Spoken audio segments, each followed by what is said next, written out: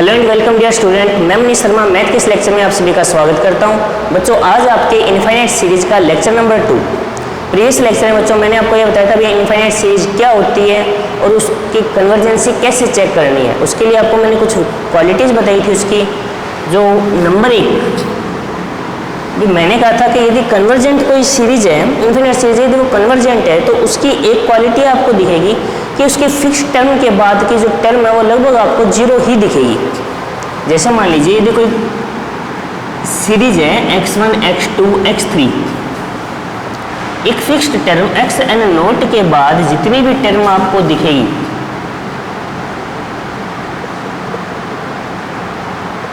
ये सब टर्म आपको क्या दिखेगी, जीरो के जैसी अप्रोक्सीमेट जीरो दिखेगी, तब वो कन्वर्जेंट होती है।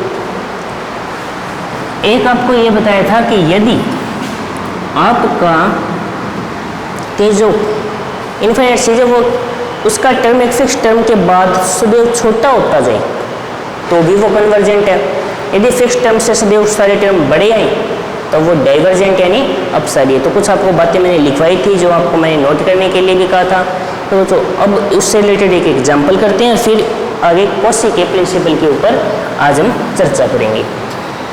तो देखिए, तो सबसे पहले एक एग्जांपल है, प्रूव करना है कि कोई सीरीज है वो अपसारी है। यानी एग्जांपल है कि सीरीज है 3/10 प्लस 3/8 फिर है 15/32, कुछ ऐसा। एक टर्म और आगे 75/128 ये लिख लेते हैं।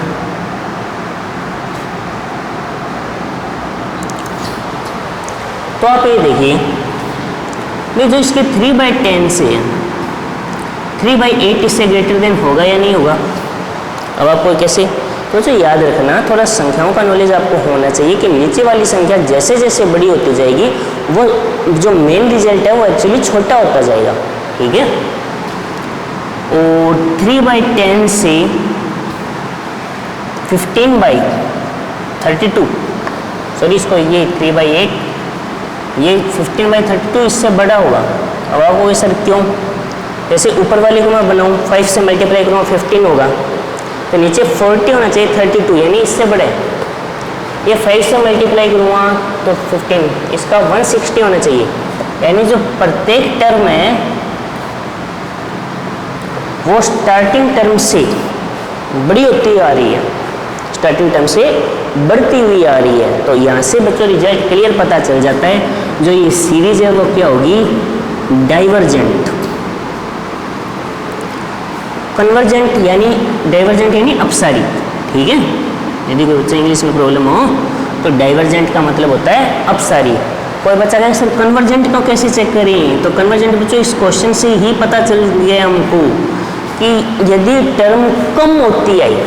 अब आपको सर कम होनी ही जरूरी क्यों है, भाई ये कोई विशेष कंडीशन है क्या कम होनी। हाँ बच्चों कंडीशन है, क्योंकि आप यहाँ पे Sn चेक कर रहे हो। Sn का मतलब है S1 plus S2 sorry Sn का मतलब है x1 plus x2 plus and so on xn।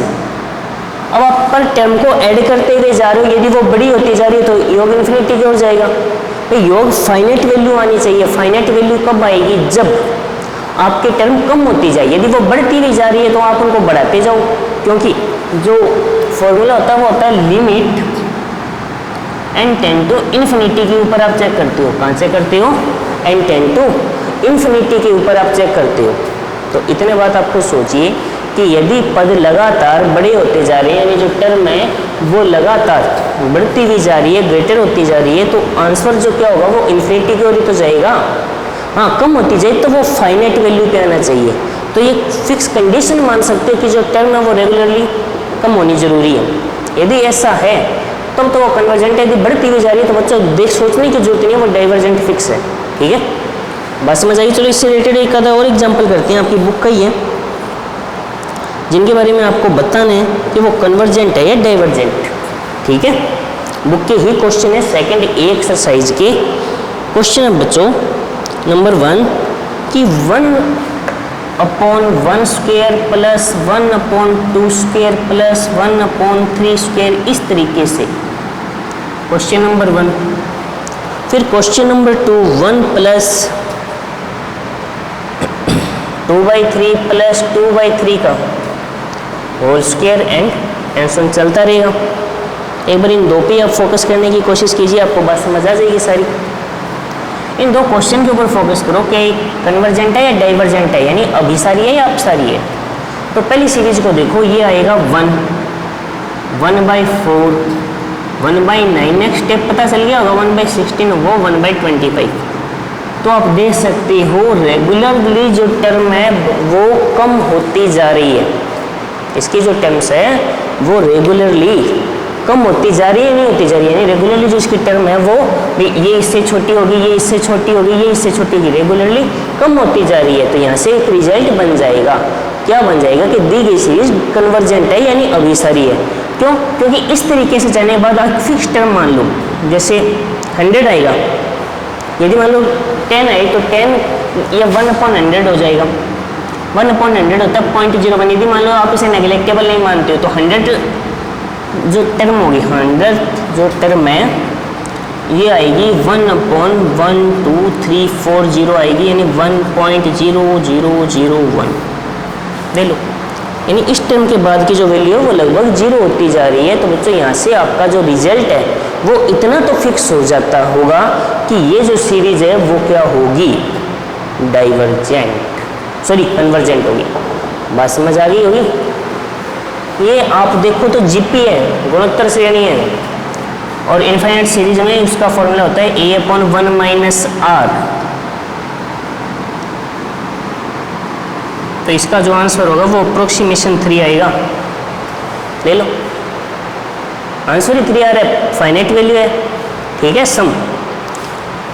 और वैसे आप देखो तो पद लगातार छोटे होते जा रहे हैं। अब आपको वैसे छोटे क्यों स्क्वायर कर रहे हो, तो बेटा मैंने आपको एक बात पहले भी बताई है कि ये जो रिजल्ट है 1 से लेस है 2/3, उसका स्क्वायर करोगे तो वो छोटा होता जाएगा। एक रूल होता है कि 1 से छोटी संख्या का जब भी आप स्क्वायर करोगे वो एक्चुअली क्या होता जाता है, लेस होता जाता है। क्लियर है? तो अब आपको ये जो एग्जाम्पल है, जो प्रीवियस लेक्चर में मेरे कुछ रूल बताए गए हैं वो तो सारे समझ आ गए होंगे, माइंड में फीड हो गए होंगे।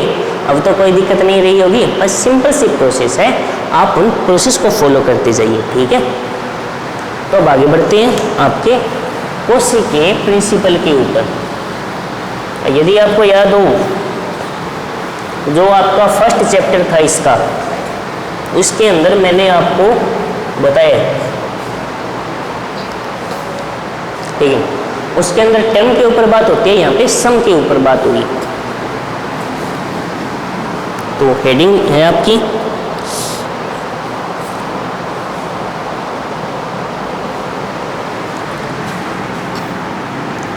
कोशी जनरल प्रिंसिपल ऑफ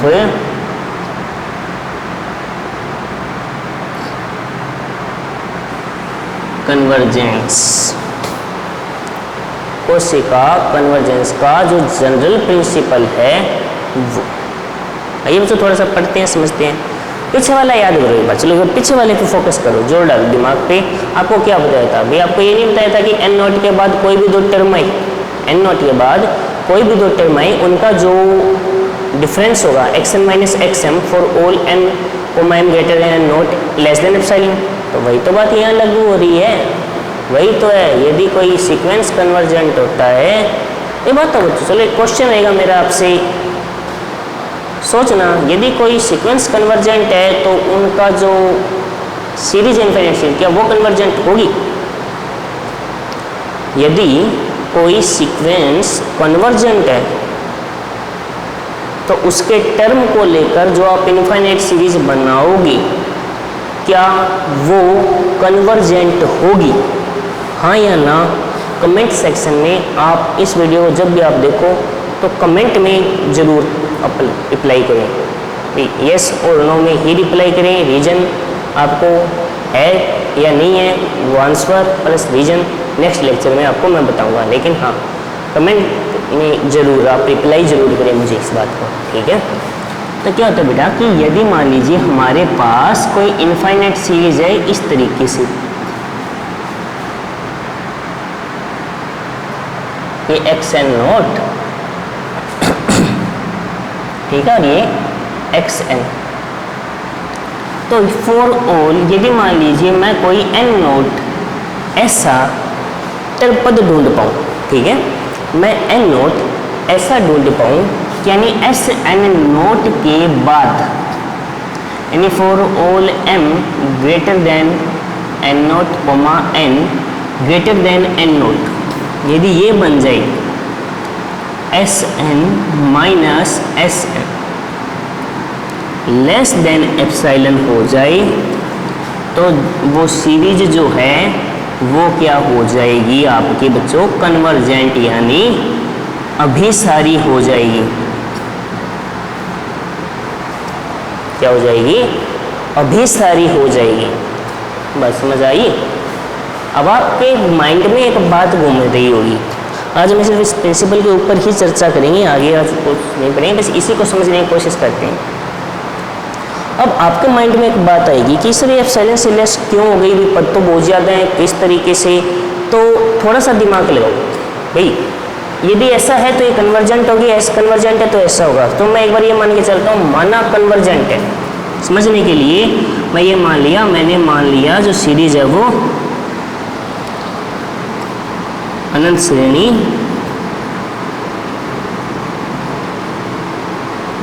अभिसारी है। अब श्रेणी अभिसारी होने का मतलब क्या हो गया कि एस एन नोट में जो आप चल रहे हो भाई, एस एन जो आपने लिखा है x1 प्लस x2 प्लस इस तरीके से एक्स एन नोट,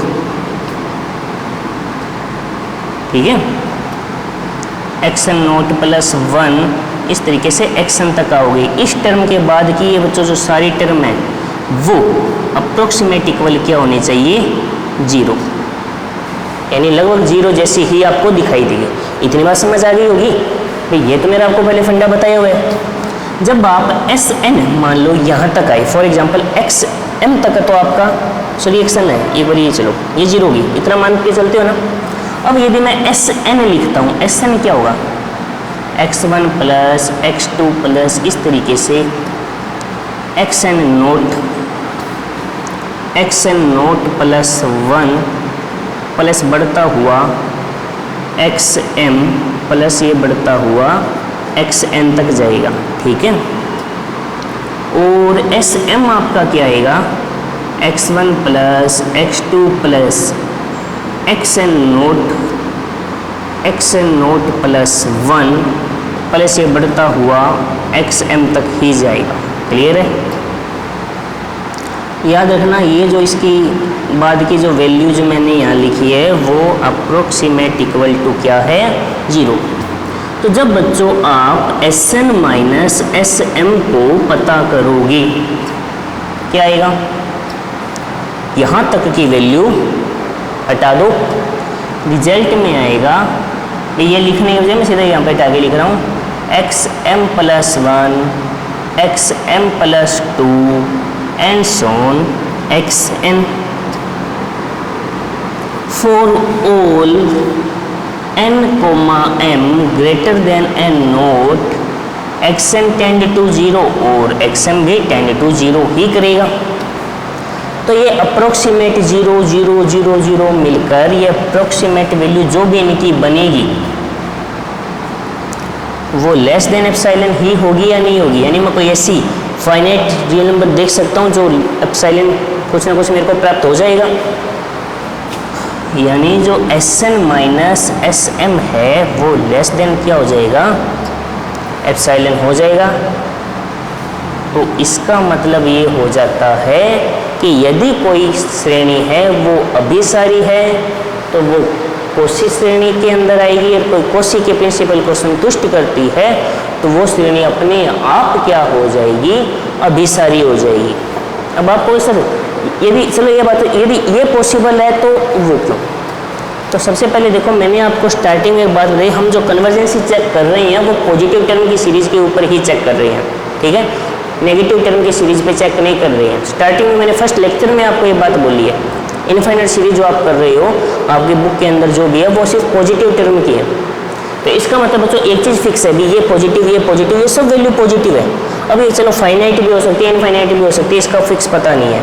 अगर ये लेस देन एप्सिलॉन है तो अनंत भाई आप कह दो कुछ संख्याएं हैं, n का मतलब जैसे m से n है वो 50 100 1000 लाख कितनी भी संख्या हो सकती है। जब आप उनका योग करोगे यदि वो एप्सिलॉन से लेस आ रहा है तो किस कंडीशन में बहुत सारे पॉजिटिव नंबर का सम लेस देन एप्सिलॉन आने का कारण मतलब क्या हुआ, यानी वो सब नंबर अप्रोक्सीमेट इक्वल 0 है, यही रिजल्ट हो रहा है।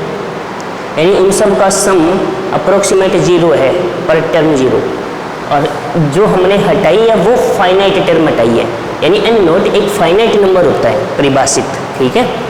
तो फाइनाइट टर्म यदि उनका सब भी फाइनाइट टर्म है और पद एक सही है तो हम उनका योग पता कर सकते हैं, तो कोई फाइनाइट वैल्यू आएगी, यानी वो अपने आप क्या हो जाएगी, अभिसारी हो जाएगी। बात समझ आई या नहीं आई? तो याद रखना यदि कोई श्रेणी कोशी सीक्वेंस को सेटिस्फाई करती है तो वो कन्वर्जेंट है, कन्वर्जेंट है तो वो कोशी सीक्वेंस को सेटिस्फाई करेगी। तो बच्चों ये आपके नेक्स्ट थ्योरम भी मैंने आपको इस प्रोसेस के थ्रू समझा दी है, बेसिकली उसका मीनिंग बता दिया है। तो इतनी बातें आप तैयार करोगे और लगभग सेकंड ए एक्सरसाइज है वो मेरे हिसाब से इतनी है, उसका कोई एक आधा क्वेश्चन है कोई बातें हैं तो वो हम नेक्स्ट लेक्चर में करेंगे। उसके बाद जो आपका मेन पोर्शन जो रहेगा इसके ऊपर जो अलग अलग टेस्ट लगाने होते हैं इनफाइनाइट सीरीज के ऊपर, जो आपको अलग अलग टेस्ट लगाने होते हैं, उन टेस्ट के आधार पे हमें चेक करना होगा कि वो सीरीज कन्वर्जेंट है या डाइवर्जेंट। क्योंकि तो ऐसे कुछ सवाल होंगे जिनमें टर्म देखने पर पता चल रहा है, लेकिन कुछ सवाल ऐसे होंगे जिनमें टर्म देखने पर हमें ये पता नहीं चलेगा। तो उसके लिए कुछ टेस्ट अप्लाई होते हैं, 10-12-8-10 टेस्ट हैं। एक एक टेस्ट को ब्रीफली समझना है, उनसे रिलेटेड क्वेश्चन को समझना है, उनकी प्रोसेस को समझना है, ठीक है। तो बाकी की चर्चा बच्चों नेक्स्ट लेक्चर में, तब तक के लिए टेक केयर, धन्यवाद।